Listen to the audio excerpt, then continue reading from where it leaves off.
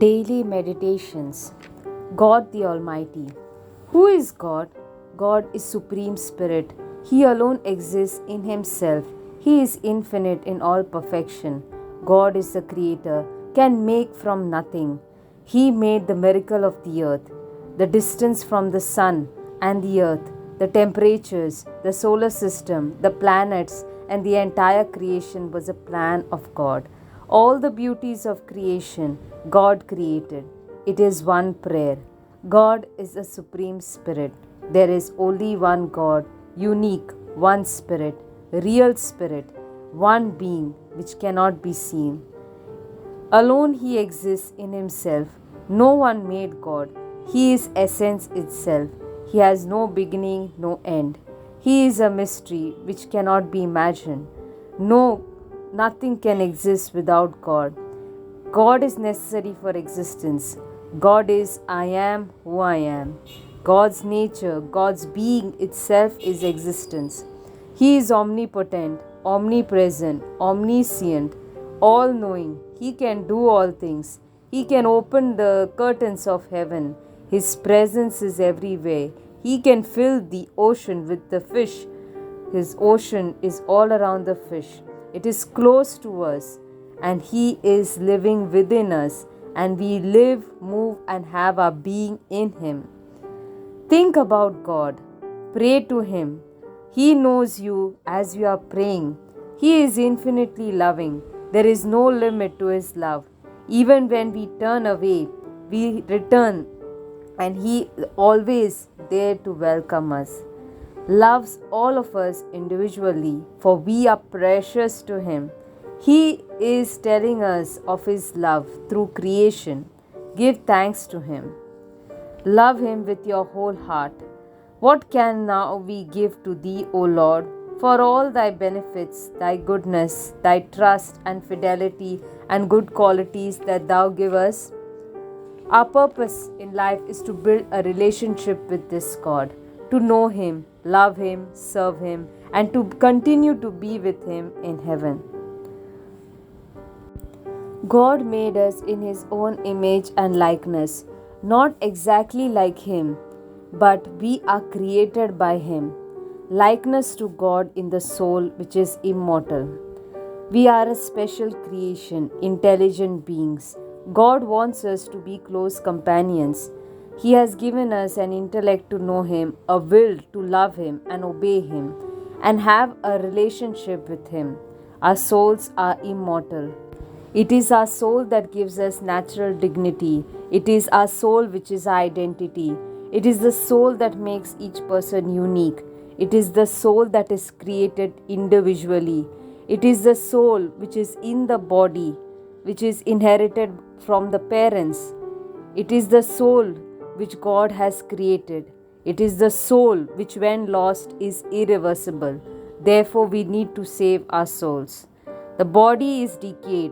The body is simple, but life continues through the soul. We have intellect and the will. The intellect motivates the will to understand the faith and its truths, and the will is motivated to love God and the neighbor. So never judge people, for we do not know the condition of their souls. We cannot judge people, but only correct their actions. God has given us a free will, and God respects it. If He had stopped in when wrong is done, there was no free will. We would be robots, worthless beings, no dignity. The free will is not a sin, it is our right to exercise. Before sin, in the Garden of Eden, Adam and Eve, all human beings were perfect in virtue. Therefore, there was perfect justice which existed. The souls ruled over the body. The reason was in charge of life, not the feelings and the lower part of the soul. We never lost temper. There was absolute integrity. There was no death. All kinds of sicknesses, tiredness, crosses were not existing. All animals were tame. There was no tendency to sin, that is concupiscence. Everyone was living a good life. There was no need of struggling with sin, because God was always with us and helping us. But original sin caused damage to the human nature. We have to now work to love God, love our neighbor. We need to pray. We need to practice virtue. We are not born with sanctifying grace. We have to receive it through baptism. But rather, we are born with original sin. We need now the saints to imitate. We have to build a relationship with God which was broken, for we have offended God. But yet He did not abandon us. He promised us a Redeemer, a God man, to make the offense right. Important people when offended is a serious offense. We have to put right with God Himself. Original sin, God becomes the sin. He suffers and atones for our sin to bring us back to the life of grace and attain heaven for us. Mother of God, Immaculate Conception, born without original sin. She is the new Eve who cancelled the disobedience and pride of the first parents. Jesus came to give us a participation in the life of the Blessed Trinity. The Trinity is an essential mystery, something which we cannot know fully. It is like digging a hole and putting the whole ocean into it. Our minds are finite. We can spend the entire eternity thinking about it. But what is necessary for our salvation is to know that Jesus has saved us and given us this life of God. The Trinity dwells in the souls of the perfect. There is only one God, Supreme Spirit, infinite God. But there is one nature, the divine nature. There are three persons in one divine nature. Three persons distinct and equal, but not three gods. There are no three gods, but one God. What can we do? We need to know and love God. And we need to know that God is Trinity. A human person is one person with one human nature which is finite. But God is a spirit. God's knowledge is perfect. It is infinite. It is completes the entire intellect. God makes another person, the Word, the Logos, who is the Son. He is the fullness of God, generated by God. The Son also existed from all eternity. To love is to know the love of the God and the Son. They love each other so much that their love is perfect and complete, and their love generates the Holy Spirit. We pray to the Trinity every time we say the Glory Be, and each person is prayed to separately. The four final truths of the Catholic Church which we need to ponder upon every day. Death is most certain, but we do not know the day and the time. Always pray to the Holy Family, Jesus, Mary, and Joseph. Assist me in my last agony. I give my heart and soul to Thee. Death is a separation of the soul and the body. The soul, immortal, returns to God, whereas the body goes back to the earth.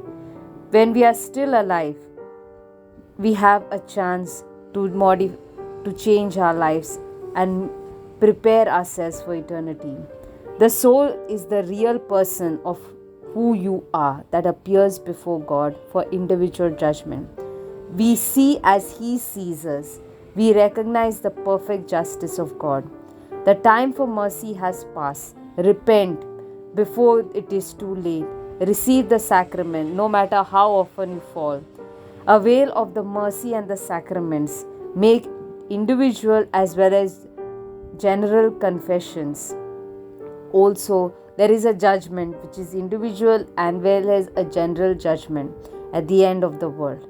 The body and the soul will unite, and then there will be the last judgment. The justice of God will come upon everyone. So put yourself right before God. Each person will be given according to his works. St. John of the Cross says, in the last, we will be judged on love alone and not on our achievements. The love of God and the love of neighbor, the forgiveness, the gratitude, this will be the criteria of judgment, and the result will be heaven or hell. Our free will can lead us to either heaven or hell. Our soul is unique, it cannot be lost. God does not want anyone to be lost in hell. He is giving us so many chances. He is even using the fire of purgatory to sanctify us. The vision of Fatima, where Our Lady shows the vision of hell and asks the world to pray for sinners, make penance, do reparation for sinners because they go to hell. Some think this hell is a fantasy, it's just some kind of a feeling, but many people do not know that hell is a real place. Heaven is a place for all the elect, whereas purgatory is a cleansing place where people are prepared for heaven. It is mentioned in the book of Maccabees. All the prayers, the alms, and the rosaries can be offered out to the souls in purgatory. The suffering is the worst because they feel the purifying love of God. The time in purgatory is different for different people, but their redemption is for sure, and great is their joy when they reach the heaven and united with God and His family. There is eternal joy. So we need to accept the teachings of Christ in faith and repent for our sins daily. We should not have presumption and assume that we will directly go to heaven. Be like the athletes. We need to win our wreath, the eternal reward, which is worth the price. Store up treasures in heaven. Pray and do good works. Receive the graces from God. This life is temporary and not a lasting home. Think about the last 4 truths every day before you go to sleep. Then the Lord will reward you. Blessed Mother will intercede for you and say, "Well done, my beloved servant. Welcome into my reward." Priesthood comes from a sacrament. There are basically 2 social sacraments, matrimony and holy orders. The matrimony is basically in the natural order, whereas holy orders reflect the supernatural order in the mystical body of Christ. Now, there are many degrees, orders, and hierarchy. There are 3 important divisions in the priesthood. There is the episcopal priesthood, the priesthood of the ordained priest, and the diaconate. At Last Supper, the instruments were chosen by God to mediate between Christ and the world. They are ministers and dispensers of mysteries of God. In the Hebrew, the high priest represents the person who offers the gifts and sacrificing expiation for the sins. Why were angels not chosen? Because only human beings can share in the woes and the wounds, and they are made of blood, bone, flesh. Only they can preach to others. Only they can be sent to their own brethren who are known to them of the same nature. But angels offer different grace and power. The human beings are exposed to a warfare of 3 types from the world, flesh, and the devil. Only man with grace alone, set apart and consecrated, can become a priest. He is a mediator, brings God to man and brings man to God, and continues the priesthood of Christ.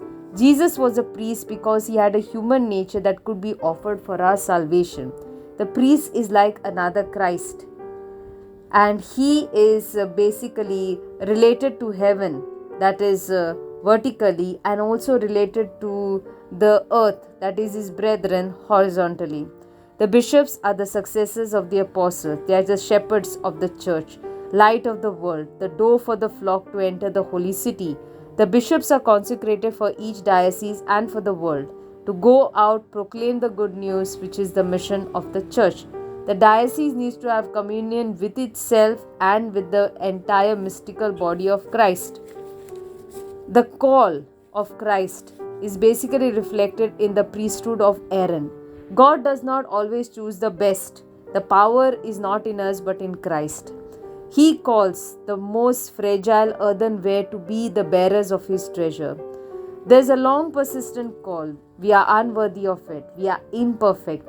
The priest should represent the high priest of Christ. All priests partake in a double nature. The human nature, which is inherited from the parents with its weakness of mind and will, and the divine nature, which is inherited by means of their ordination, which enables them to forgive sins and renew the sacrifice of Calvary. They are the servants of Jesus Christ. They labor not only at day but night, and they cannot say it is enough. They are only unprofitable servants who only do their duty. Yet, the more zeal they have, the more they labor for the work of the Lord, and it is never enough, for love has no end. They are the ambassadors of Christ, the victims of Christ. A priest cannot put on airs of self-complacency, no self-pity or boasting of his own talents, but he merits everything for the glory of God and to serve his brethren. He can only say in gratitude and humility that he is pardoned and he is made the channel of Christ's power. The principal act of his day is the Holy Mass, where he goes to Calvary, takes the cross, lifts it out to the world, plants it in the poorest corners of the world, extends Christ's forgiveness of sins to all mankind, and gives Christ's blessings to the entire world. So, in Christ's vocabulary, there is no distinction between work and extra work, duty or standing by, walking 1 mile or 2 miles, giving a coat or a cloak. The way the heavenly things are measured is quite different from the way the earthly things are measured, and each one will be rewarded according to his work on the last day.